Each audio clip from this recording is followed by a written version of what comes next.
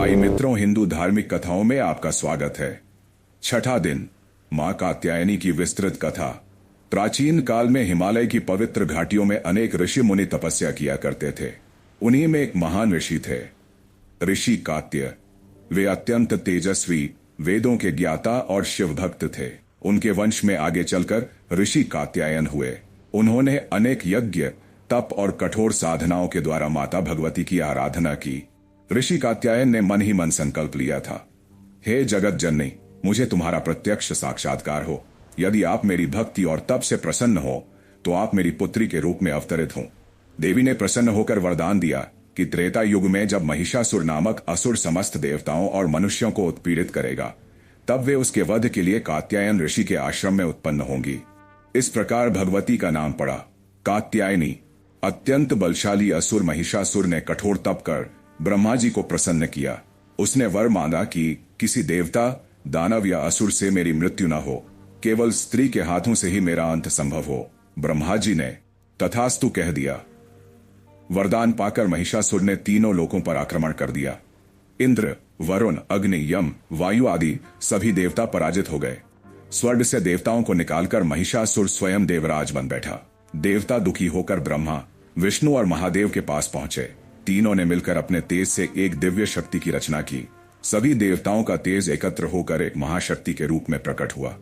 वही थी माता दुर्गा। माता ने देवताओं से कहा, मैं महिषासुर का वध करने के लिए कात्यायन ऋषि के आश्रम में जन्म लूंगी। ऐसा ही हुआ।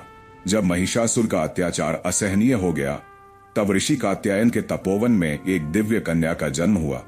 उनके जन्म से ही समस्त लोकों में प्रकाश फैल गया।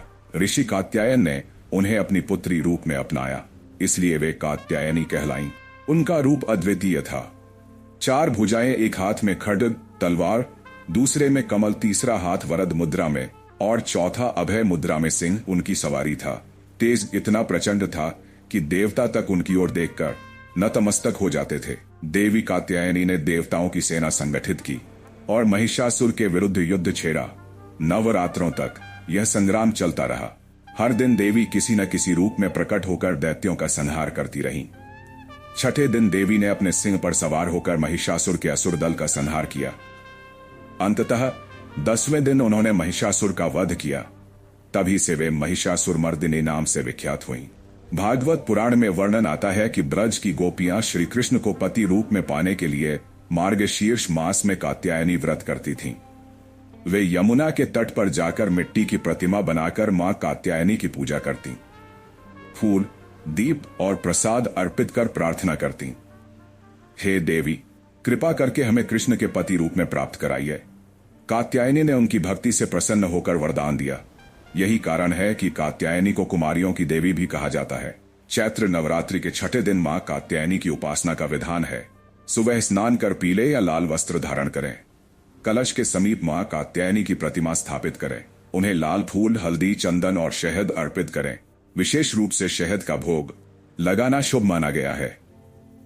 फलस्वरूप अविवाहित कन्याओं को उत्तम वर की प्राप्ति होती है। दाम्पत्य जीवन में सुख शांति आती है। साधक को धर्म, अर्थ, काम और मोक्ष की प्राप्ति होती है। कात्यायनी की उपासना का रहस्य। देवी कात्यायनी केवल युद्ध की देवी नहीं, बल्कि संपूर्ण स्त्री शक्ति का प्रतीक है। वे तप, संयम और श्रद्धा की मूर्ति मानी जाती हैं। ऋषि कात्यायन ने उन्हें पुत्री रूप में पाया, इसलिए उनकी उपासना से मनुष्य को वही आनंद मिलता है जो एक तपस्वी को अपनी साधना का फल मिलने पर मिलता है।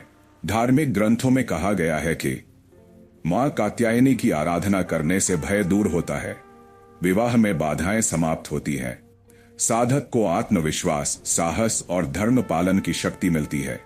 भागवत कथा में आता है कि ब्रज की गोपियां सुबह स्नान कर यमुना के तट पर जाती और सामूहिक रूप से देवी की स्तुति करती, हे महादेवी, हे योगमाया, हम श्री कृष्ण को पति रूप में पाना चाहती हैं, कृपा करके हमारी मनोकामना पूर्ण कीजिए।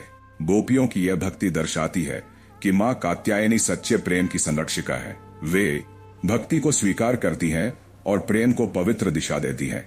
जब देवी ने महिषासुर का वध किया, तब सभी देवता प्रसन्न होकर उनकी स्तुति करने लगे। इंद्र बोले, हे देवी, आप ही हमारी रक्षा करती हैं। अग्नि बोले, आपकी शक्ति से ही संसार प्रकाशित है। विष्णु ने कहा, आपके बिना सृष्टि अधूरी है। शंकर ने कहा, आप ही मेरी अर्धांगिनी शक्ति हैं। देवी ने उत्तर दिया, जब जब अधर्म बढ़ेगा मैं विभिन्न रूपों में प्रकट होकर संतों और भक्तों की रक्षा करूंगी। मां कात्यायनी का रूप ध्यान करने योग्य है। उनका रंग सुनहरा है। वे सिंह पर सवार रहती हैं। एक हाथ में तलवार है जो अन्याय और अत्याचार का अंत करती है। दूसरे हाथ में कमल है जो सौंदर्य, शांति और प्रेम का प्रतीक है।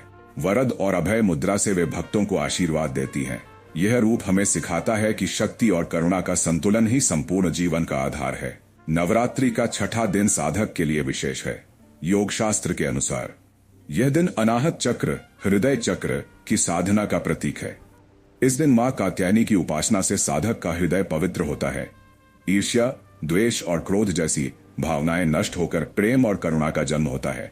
इस प्रकार यह दिन केवल धार्मिक नहीं बल्कि आध्यात्मिक दृष्टि से भी बहुत गहन है। शास्त्रों में कहा गया है, जो कन्याएं विवाह योग्य हैं वे यदि श्रद्धा और भक्ति से मां कात्यायनी का व्रत करती हैं तो उनके विवाह में आने वाली सभी बाधाएं दूर हो जाती हैं।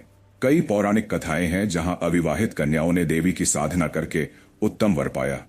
कोई रूपसी कन्या कठिनाई में थी तो मां ने उसके लिए उचित पति भेजा। कोई साध्वी योगिनी विवाह से विमुख थी तो मां ने उसके मार्ग को वैराग्य की ओर मोड़ दिया। इससे स्पष्ट है कि देवी केवल इच्छा पूरी ही नहीं करती बल्कि जीवन को सही दिशा भी देती है। भक्तों की आस्था की कथाएं। एक किसान की बेटी। एक छोटे से गांव में एक किसान की बेटी हर वर्ष चैत्र नवरात्रि में मां कात्यायनी की पूजा करती थी। उसका विवाह कई वर्षों तक नहीं हो पाया। लोग उपहास करते थे लेकिन वह डटी रही। नवरात्रि के छठे दिन मां ने स्वप्न में दर्शन दिए और कहा, बेटी तुम्हारा विवाह शीघ्र होगा, चिंता मत कर। कुछ ही दिनों बाद एक योग्य वर आया और उसका जीवन सुखमय हो गया। एक साधक ने वर्षों तक मां कात्यायनी की पूजा की। एक दिन जंगल में उस पर सिंह ने आक्रमण कर दिया। साधक ने जय मां कात्यायनी कहा और चमत्कारिक रूप से सिंह शांत होकर उसके चरण चाटने लगा। छठे दिन का अनुष्ठान। प्रातः काल स्नान कर पवित्र वस्त्र धारण करें। कलश, दीप और धूप प्रज्वलित करें। मां कात्यायनी की प्रतिमा या चित्र स्थापित करें। उन्हें लाल फूल, रोली, हल्दी और शहद अर्पित करें। मंत्र जपें, ओम देवी कात्यायन्य नमः। प्रसाद बांटें और कन्याओं को भोजन कराएं। शिक्षा और प्रेरणा। मां कात्यायनी की कथा हमें यह सिखाती है, अन्याय चाहे कितना भी बड़ा क्यों न हो, सत्य की विजय निश्चित है। श्रद्धा और भक्ति से असंभव भी संभव हो सकता है। शक्ति और करुणा दोनों का संतुलन जीवन में आवश्यक है। विवाह, प्रेम और सामाजिक जीवन में देवी आशीर्वाद देती हैं। जय कात्यायनी मां।